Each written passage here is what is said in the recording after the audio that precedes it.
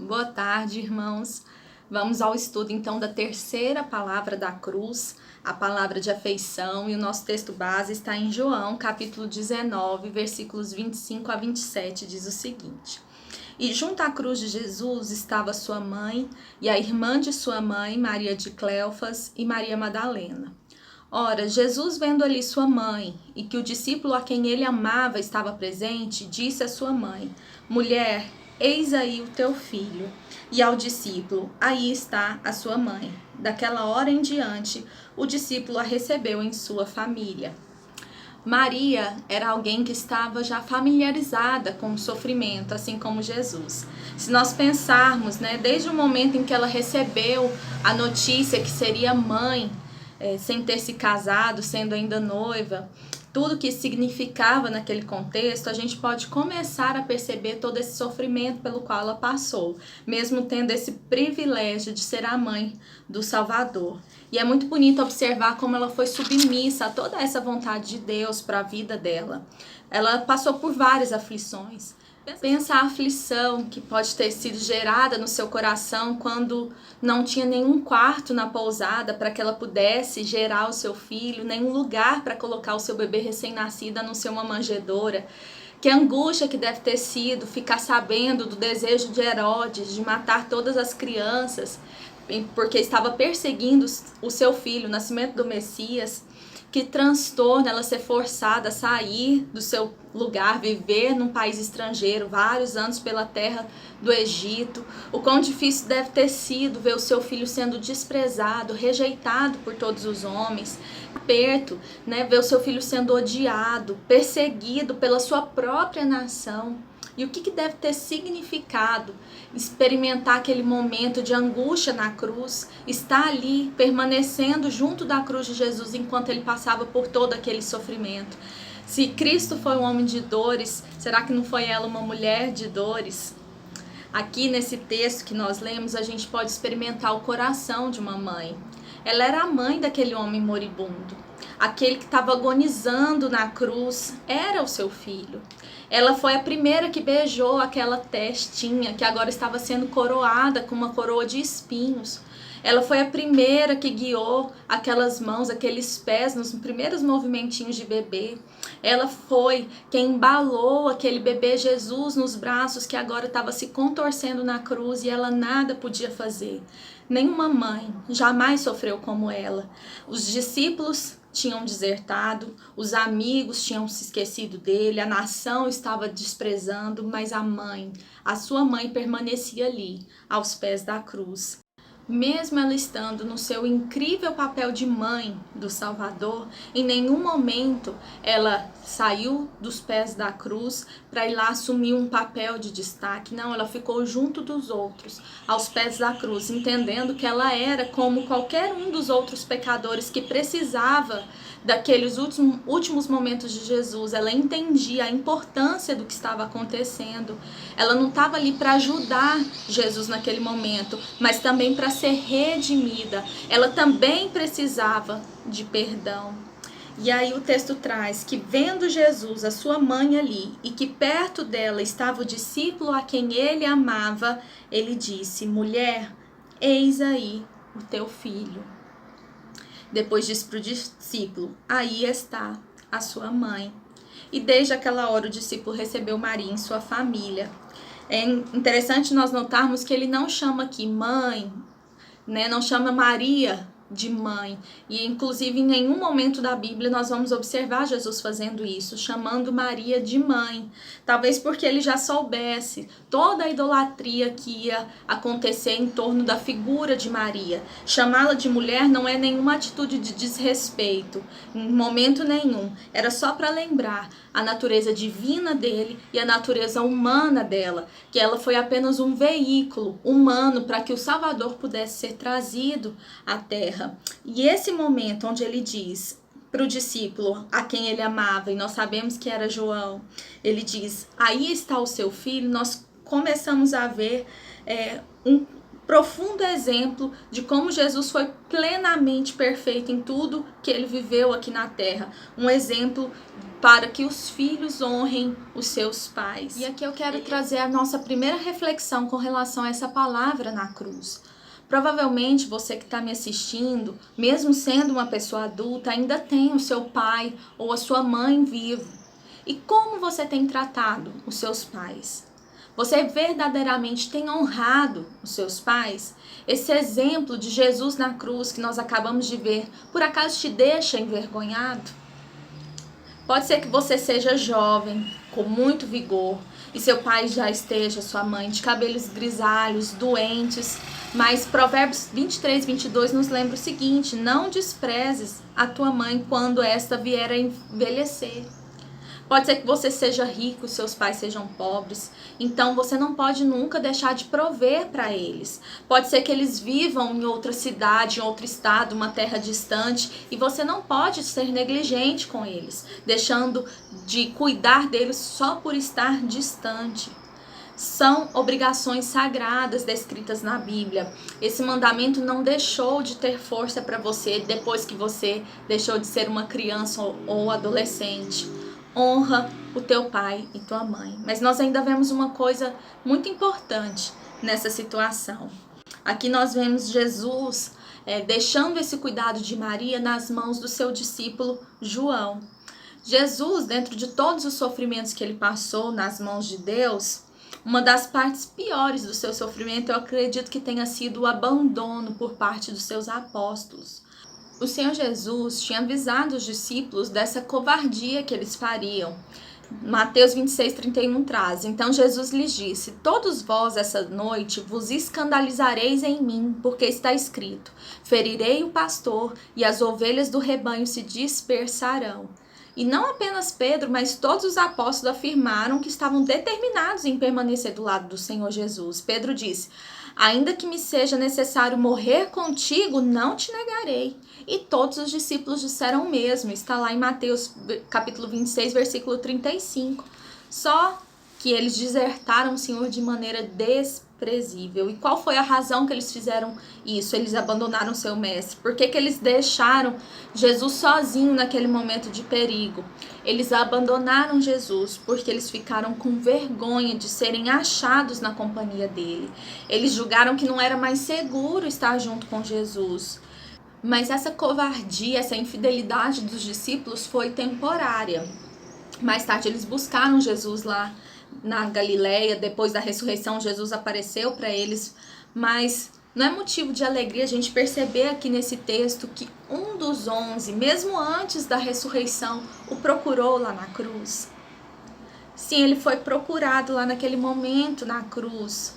Qual do grupo dos apóstolos você acha que seria este que apareceria lá nesse momento na cruz? O discípulo a quem ele amava. João estava aos pés da cruz como uma testemunha silenciosa, mas bastante inspiradora para nós na Bíblia. E aqui eu quero trazer para vocês uma segunda reflexão. Talvez alguém que está me assistindo agora esteja andando longe do Salvador Jesus, esteja não desfrutando desse momento de doce comunhão que nós temos diariamente com o Senhor. Talvez você esteja, usando a palavra certa, desviado. Talvez na hora da prova você tenha negado o Senhor Jesus. Talvez na hora do teste você tenha falhado. E você não pensa mais nos interesses do Senhor, só nos seus próprios interesses. Talvez como os discípulos você tenha andado com o Senhor, aprendido com o Senhor. E na hora da tempestade preferiu se esconder, se afastar e não ser relacionado com o Senhor. Mas que a divina graça do Senhor possa enternecer o seu coração, que o poder de Deus possa te trazer de volta para Cristo, onde somente você pode encontrar plena satisfação e paz. Aqui eu quero encorajar você. João foi um dos discípulos que não quis ser identificado como seguidor de Jesus no momento em que ele estava sendo preso e levado à cruz. Mas ele teve a coragem de voltar, de ir aos pés da cruz, participar daquele momento. Ele retornou antes de ver a ressurreição de Jesus como os outros discípulos. Ele voltou e participou daquele momento e ainda teve a alegria de receber uma linda missão do Senhor, a missão de cuidar daquela que foi chamada de mãe de Jesus, né, que foi de fato a mãe humana de Jesus. E aí eu te pergunto, você teria tomado conta de Maria se Jesus te desse essa missão? Ai, mas é lógico que eu cuidaria, você me responde, né? Mas como que eu posso ter certeza que você realmente cuidaria? Quando Jesus foi interrompido por um homem, certa vez, para dizer que a mãe e os irmãos dele estavam na porta, esperando por ele, ele respondeu assim, mas quem é minha mãe, quem são meus irmãos? Lá em Marcos 3,33, diz o seguinte, né? Jesus respondeu, quem é minha mãe, quem são meus irmãos? Então ele olhou para todos que estavam assentados ao seu redor e disse, aqui estão minha mãe e meus irmãos. Quem faz a vontade de Deus, este é meu irmão, minha irmã e minha mãe. Nós somos irmãos, irmãs e mães de Jesus. As viúvas, elas necessitam que o filho de outra pessoa tome conta delas. As mães solteiras precisam de pais substitutos para os seus filhos. Os doentes, os incapacitados precisam ser visitados, cuidados, da mesma maneira que o próprio Jesus Cristo faria. Mateus 25:40 diz o seguinte, digo-lhes a verdade, o que vocês fizerem a algum dos meus menores irmãos, a mim o fizeram. Nossos pais precisam do mesmo cuidado carinhoso que nós proporcionaríamos a Maria. Somos o seu corpo, suas mãos, seus pés aqui na terra, as mãos e os pés de Jesus aqui na terra. Nós precisamos cuidar de nossos pais assim como nós faríamos com Maria. E um terceiro pensamento para nós concluirmos o estudo dessa terceira palavra.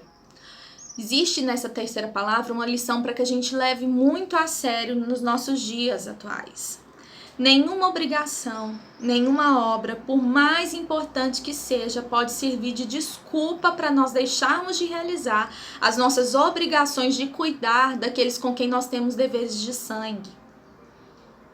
Aquelas mulheres que passam a maior parte do seu tempo em reuniões públicas, ainda que sejam religiosas, coisas da igreja, que descem para as favelas para pregar, para ajudar os pobres, os necessitados, se elas estão negligenciando a sua família, a sua própria casa, elas só estão trazendo insultos ao nome e à obra de Cristo. Da mesma forma os homens, mesmo que eles estejam à frente da obra de Cristo, ocupados pregando e ensinando, que não chegam a ter tempo para cumprir suas obrigações em casa com seus filhos, eles precisam estudar mais e praticar o exemplo que Cristo nos mostrou aqui nessa terceira palavra da cruz, a palavra de afeição. Portanto, concluindo a nossa terceira palavra, nós não podemos nos esquecer de honrar os nossos pais e as nossas mães, independente da obra, da importância da obra que nós estivermos realizando. Jesus na cruz estava executando a obra mais poderosa de toda a história, mas mesmo assim ele não se esqueceu de prover para sua mãe, para que ela tivesse cuidado depois de sua morte. As conclusões que podemos tirar então dessa terceira palavra da cruz é que não devemos deixar de cumprir as nossas obrigações com os nossos pais, independente da idade que nós ou eles tenham. Nós precisamos honrar os nossos pais, independente da importância da obra que nós estivermos executando. E assim como João, não importa o quão longe você esteja do Senhor Jesus, por qual motivo você tenha abandonado a sua caminhada com Ele, nunca é tarde para retornar. Quem sabe não tem uma maravilhosa também missão te esperando para o momento em que você retornar para os pés da cruz de Jesus. Lá em Isaías 9:6 nós lemos que o nome de Jesus seria maravilhoso. E realmente foi maravilhoso tudo que ele fez. Maravilhoso Jesus foi em todos os relacionamentos que ele manteve aqui na terra. Ele foi maravilhoso em sua pessoa, foi maravilhoso na sua obra, foi maravilhoso na sua vida, foi maravilhoso no momento da sua morte. E que nós possamos nos maravilhar com toda essa história de Páscoa que nós estamos ouvindo ao longo desse dia e adorá-lo por tudo que ele é e por tudo que ele fez e por tudo que ele está nos ensinando nessas devocionais nos dias de hoje. Vamos orar?